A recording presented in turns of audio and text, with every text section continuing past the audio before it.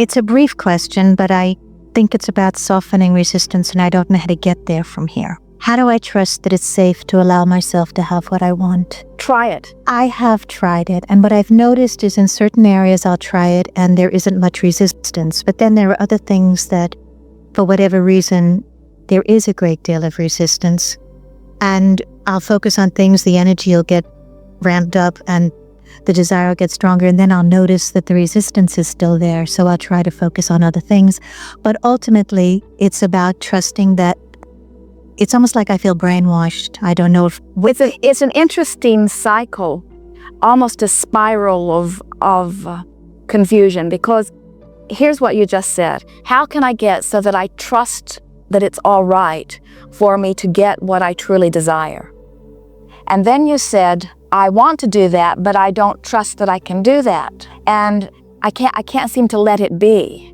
And so what you're actually saying is, this thing that I keep doing is the excuse that I'm using to keep from letting myself have what I'm wanting. In other words, it's almost like you've practiced the thought of not trusting yourself so much that it just comes natural to not trust yourself. And so you're actually saying, I can tell it's my not trusting that's not letting it happen, but I still can't let go of the not trusting enough to let it happen. And we say, oh, we think you're just making too much of this trust issue, just like we think people make too much of worthiness issues. We think you are psychoanalyzing it too much, and we think if you would just fixate on things that make you feel good, good things would flow. It really is that simple.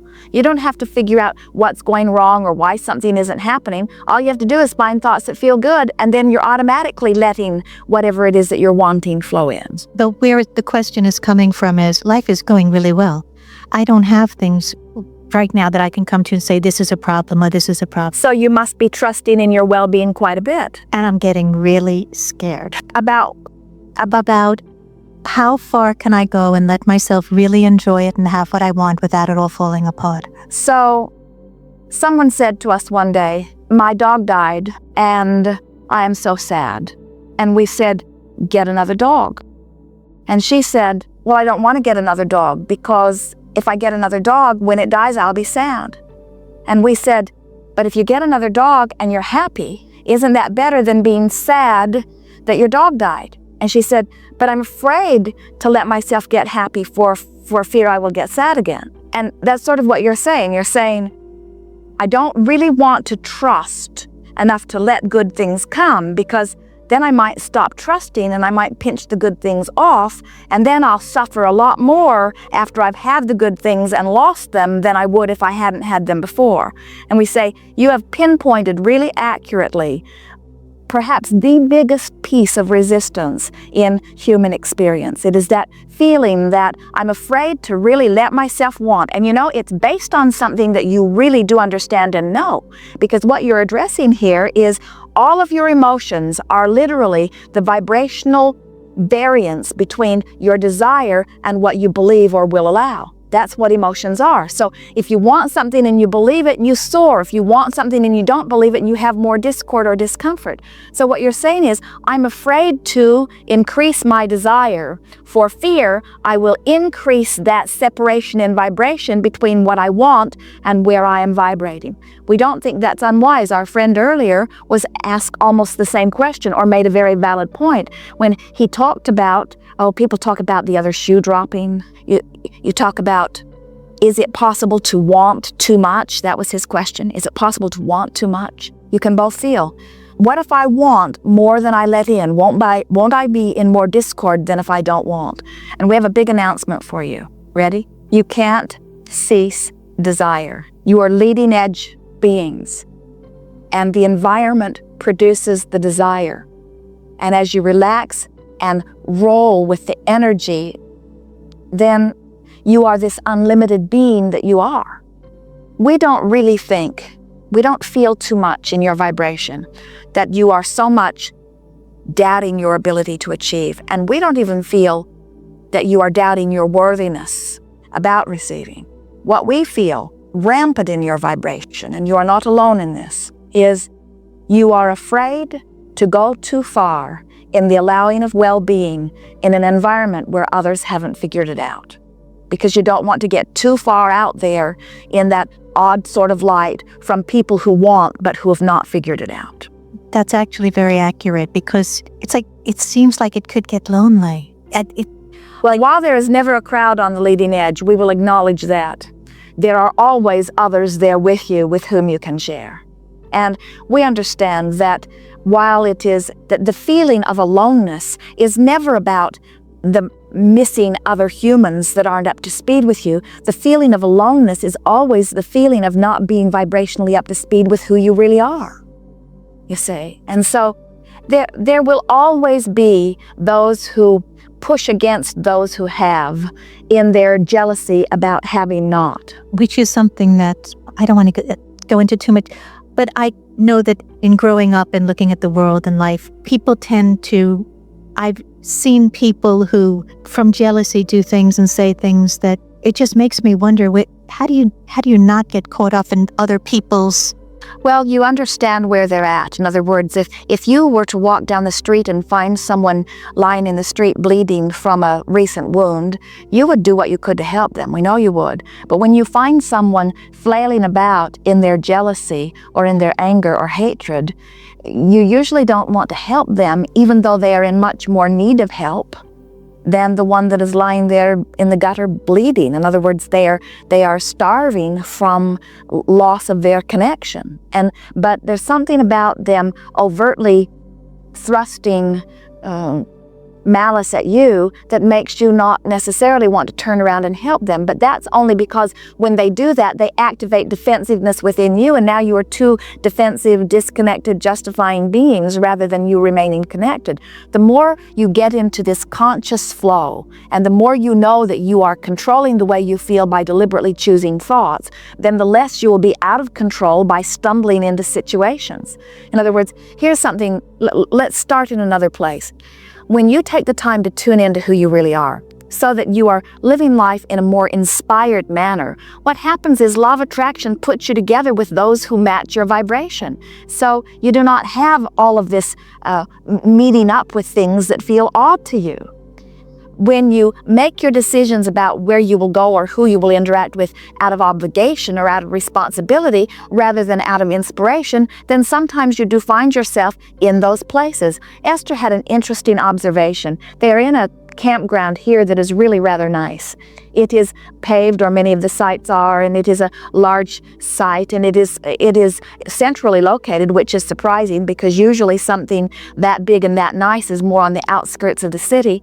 And so Esther was enjoying sort of settling in, and she was enjoying the variety of people that she was seeing in the campground. And she mentioned to Jerry that these campgrounds where they are putting their monster bus as they move from city to city is an interesting lifestyle because it mixes people at the top of the economic pile with those at the bottom of the economic pile, in that there are people who are living in tents full-time, there are people that are living in their cars, in some cases rather small, and there are people in monster buses like Jerry and Esther that have all of the conveniences of home and more in their luxury coaches. And Esther said, it's an interesting thing how here we all are together and how normal and natural it feels. She said, maybe this business of those who have and those who have not is not the issue that we've all been making it to be. Maybe we have another common denominator, which is we're looking for freedom, and that feeling of freedom is the dominant vibration that is within us. Or maybe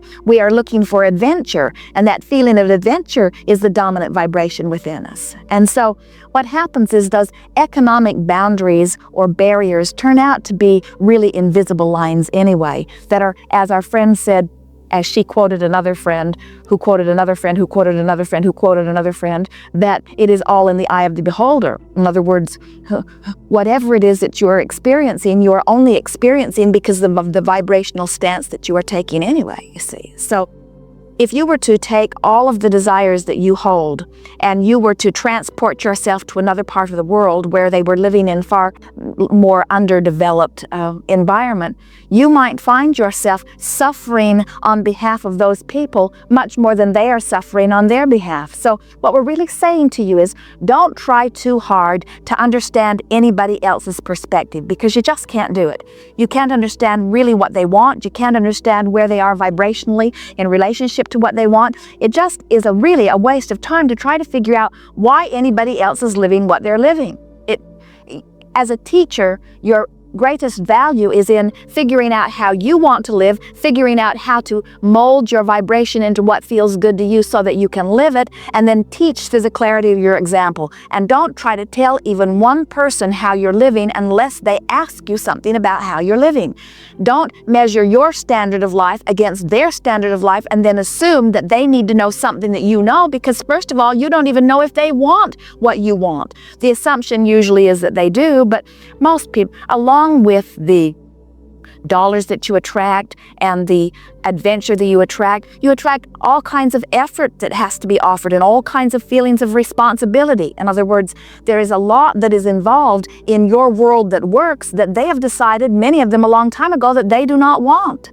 And so what is uncomfortable for many of you is to have someone view your life and just pick from it the pieces of it that they think they would like, and then condemn you for having the pieces that they want that they don't have when they don't understand the whole picture.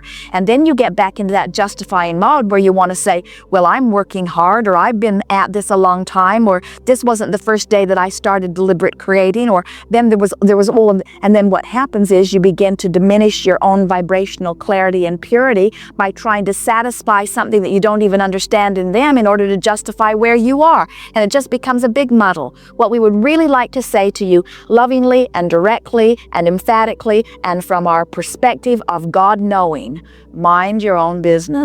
Mind your own business so much that you don't even care what they think about your business. Great book. That's the point I'd like to get to, is to not care what they like. What you think of me is none of my business. Very good title for that book. What it has been done. It was very well done. What you think of me is none of my business.